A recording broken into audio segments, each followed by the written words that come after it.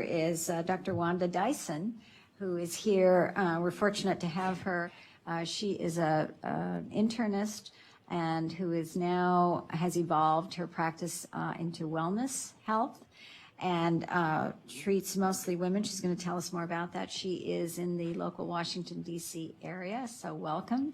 And I'd like to hear more about your perspective on the clinical utility. Thank you very much. I'm honored to be here. So I'm going to tell a personal story which has colored who I am and how I feel about compounded bioidentical hormone replacement therapy.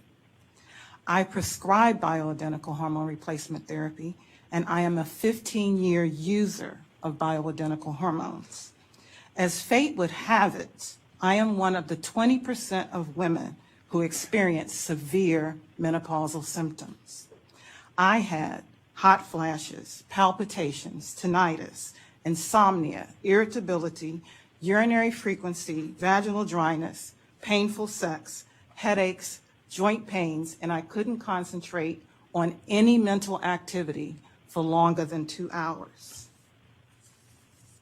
This began a few years after the 2002 Women's Health Initiative press release that HRT increased the risk of breast cancer, heart attack, stroke, and thromboembolism, and during a time when 5 of my friends were being diagnosed with breast cancer. They had never used HRT. I, too, during this time, had a breast lump that wasn't cancer. I entered menopause amidst a prevailing climate of fear. Physicians were afraid to prescribe HRT, and most women were afraid to use it. However, my pain and suffering outweighed the risk of HRT. Despite my fears, I asked my gynecologist to prescribe, which would then have been synthetic HRT, would have been Prempro, since I had an intact uterus. He refused because I'd had the breast lump. And based on the Women's Health Initiative findings, he thought HRT increased my chances of getting breast cancer. Instead, excuse me, he offered me Prozac and said I could live with my symptoms. I estimated that I would need a handful of medications to live with my symptoms. How long would this go on, I wondered? My aunt, who was 80, was still having hot flashes, and women in my family live well into their 80s and 90s. Enduring my state for 30 years or longer was unimaginable. I called a compounding pharmacist who assisted me with bioidentical hormone dosing. Magically, in less than a month, all of my symptoms were gone. Were my symptoms gone forever? I found out recently. Over the most recent Labor Day holiday, I accidentally ran out of my hormones. In that short time, my headaches and joint pains returned, and it felt like an ice pick penetrated my left eye and exited the back of my brain. I'm miserable and intolerable without my hormones.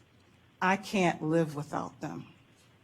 I am the face of a postmenopausal woman who uses bioidentical hormone replacement therapy. Before prescribing BHRT to my patients, I wanted to be sure, at least reasonably, that it was safe.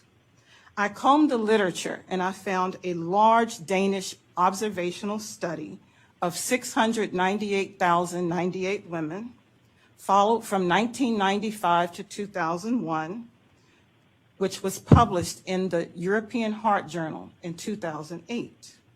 It examined the outcome of various regimens: estrogen only, cyclic combined, long cycle combined, and continuous combined estrogen and progestogen, as they call it. They also used tibolone and raloxifene.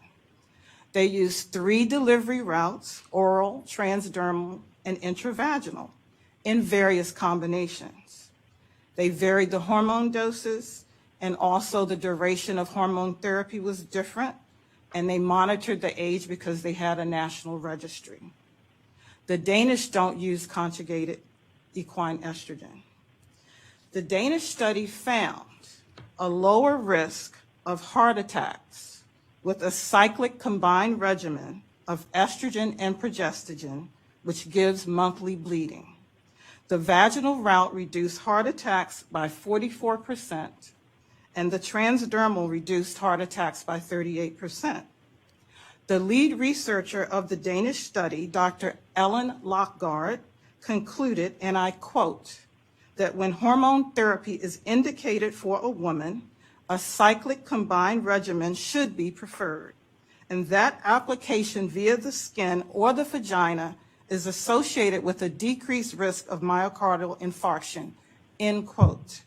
She also stated they have no reason to believe that these recommendations increase the risk of other diseases influenced by hormone therapy, such as breast cancer, venous thromboembolism, and stroke. I am reasonably confident that rhythmically dosed cyclic BHRT with a monthly bleed is the way to go. I see menopause as an estrogen deficiency state which should be treated as we would any other hormone deficiency state. For instance, in the same way we replace thyroid hormone for hypothyroidism or insulin for type 1 diabetes. I am a strong advocate of BHRT.